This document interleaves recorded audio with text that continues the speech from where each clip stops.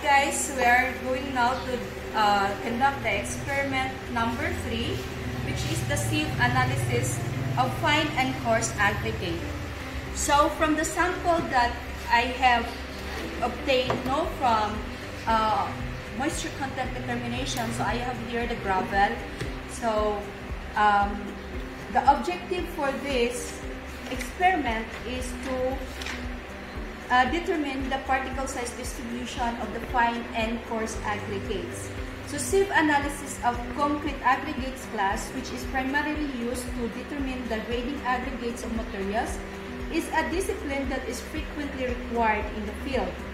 So the results of this test are used critical basis in determining the compliance of particle size distribution, which is applicable specification requirement, as well as in developing relationships between porosity and cracking. The necessary data to control the production of various aggregates products and mixtures containing aggregates are also generated through this test. So particle size, shape, and maximum size of aggregates are important because of their effect on the relative proportion, workability, economy, porosity, and shrinkage of concrete. So generally, the aggregates should be clean and free from containable fines, dirty sands, and it should be washed if there's a sign of dirt on the aggregates. So the apparatus that we're going to need for these experiments are, we have the weighing scale and a set of sieves. Okay, so first that we're going to do is make sure that our aggregates are dry. Okay, so in this case, we already oven dried this one, and then we have to determine the weight of its sieves. Okay, but first you have to weigh also the weight of the sample.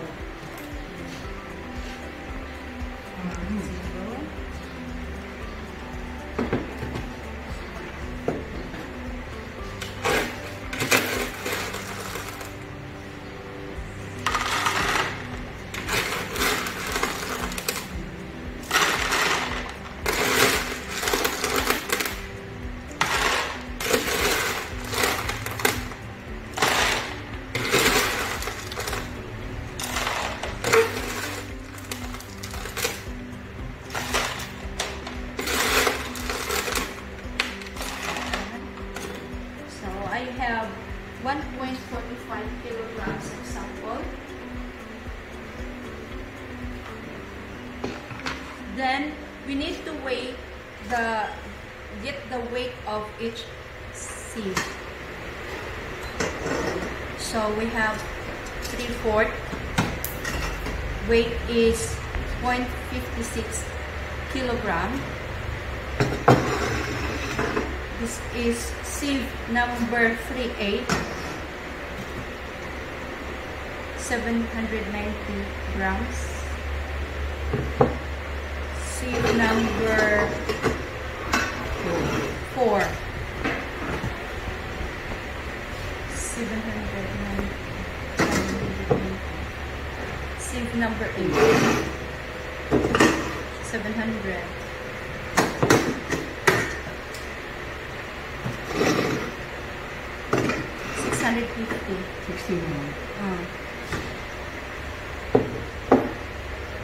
Number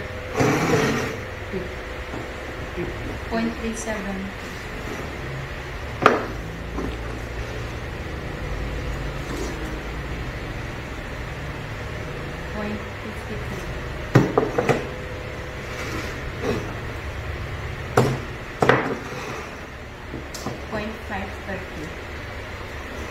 And then the pan is 0.5.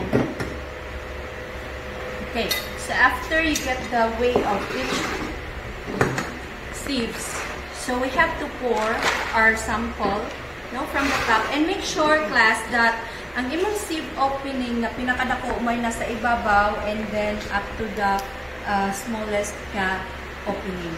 Okay, so we have the bottom of the pan.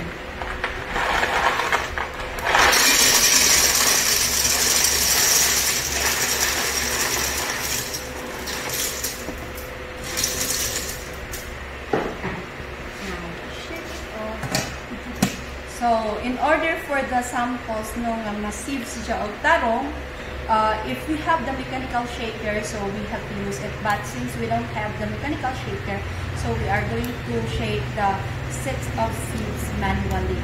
So that is up for about 15 minutes. Okay.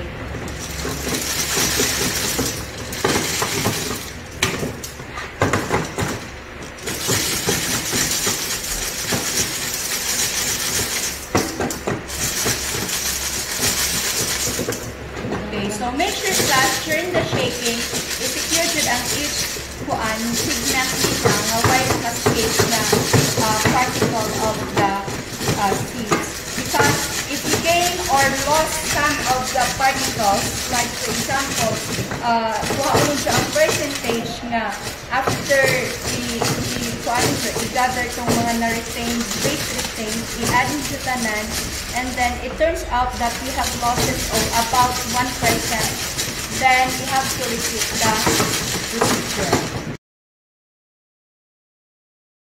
Okay, so after we shake this for 15 minutes, so we have to weigh again the pan with the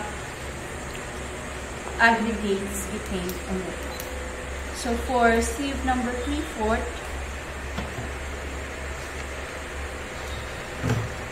so 0.630 minus the weight of the pan.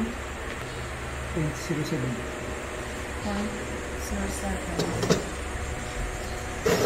Sieve number 3/8.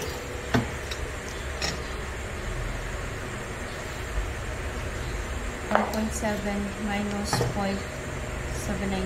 0.98. 0.98.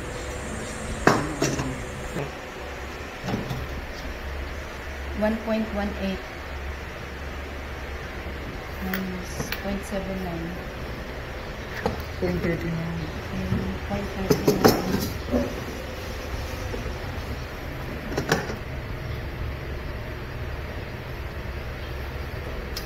700 na? 790. Pili na mo, oh. Oh, dali. Di mo na, ganin na. 0.700 di mo. Oh, 700. So, 0.1 wa. 10 grams. 10. 10 grams. Ganun ko na. Napay gamay. 0.65. Mura ma'am, 0. Hindi na naging mo detect sa kung dyan. So, natin. Okay ko. Asa? Kung kinira ko na ito. Ayan, naging mo detect na. Wala, Jod. Hindi ka dyan sensitive. Sensitive. So,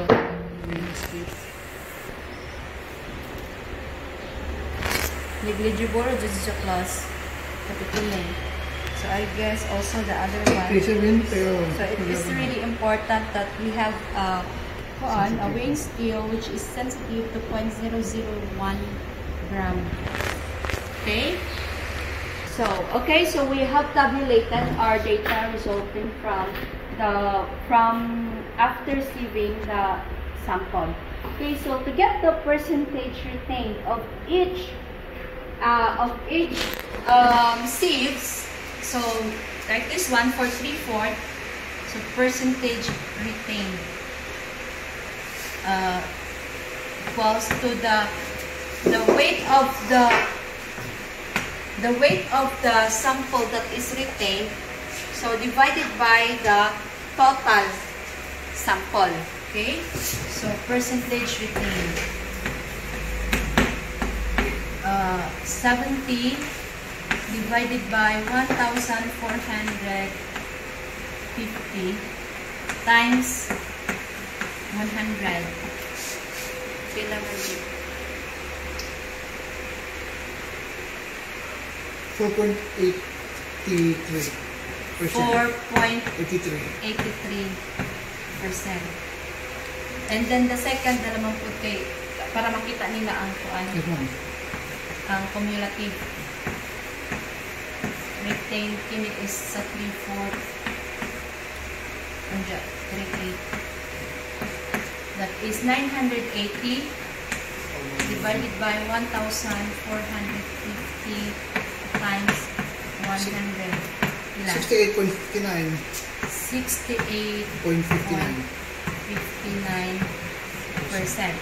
Okay, so I have to fill this up here. 4.83 and then 68.59. Okay, so you have to do the rest, class. And then next is the cumulative. The next column is the cumulative percentage retained. So when you say cumulative, you have to total the weight that is being retained in the upper portion of your sieve. So like for example, this one. So 4.83%. So what is the cumulative retained in sieve number 3/4? So of course, there's only one sieve pa man, anim na portion, so we only have also 4.83%. And then the next sieve, which is 3/8, so the cumulative percentage retained at sieve number 3/8, so you have already two sieves. We have the 3/4 and the 3/8. So you have to add the two retained sample. Okay, 4.83 plus 68.59. 73.42. 73.42%. So, and then you have to do again the next sieves, okay, with the operation. So you have to add, and then for the percent passing.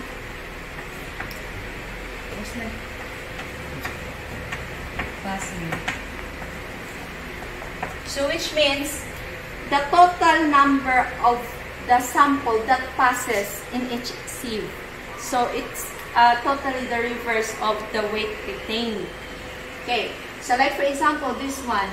So the retained of sieve number 3/4 is 4.83%. Now, assuming from the first time na kuan, it is 100%, no, pagbutang nimo sa sample. So, 100%, pwede na natin mo sa dyan gamiton. So, 100% minus the cumulative percentage retained. So, at sieve number 3/4, you have 4.83. So, pila man? That is 95.17. 95.17. 17. So, 95.17%. So, the next that is a P4, and then percent passing at 3/8. That is 100% minus the cumulative 73.42. 26.58. 26.58. Okay, so 26.58. So class, you have to continue, with the same process to the next So after getting the percent passing and the percentage retained, so after filling up this table, you have to proceed to the graph for particle size distribution part. So like for example, so this is your diameter versus the in mm. So versus the percent passing. So let's try to plot the two points. So in 3/4, so we have 3/4 is 19 mm. Okay, 5, 10, 15, 20, 25. Okay, so 19. So your 19 is somewhere here. 19, and the percentage passing is 95.17. So, nalim yung first point. And next is 3/8. So, 3/8 is 9.5. 9.5. Then, percentage passing is Percentage passing is 26. So 25, 26. So you have to connect the dots, and then the next put na data. Okay. So next is you have to find the finest modulus.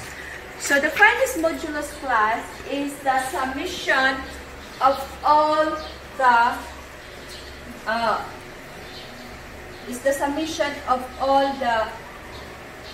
cumulative retained, percentage cumulative retained with the nominal sizes of sieve number 38, 34, 384, 8, 15, 50, and 100, except the pan and sieve number 200 divided by 100. So that is your nominal size. So which means that is the most size represents of your aggregates. Okay class, so that is all for experiment number 3. Okay, see you for the next experiment. Bye!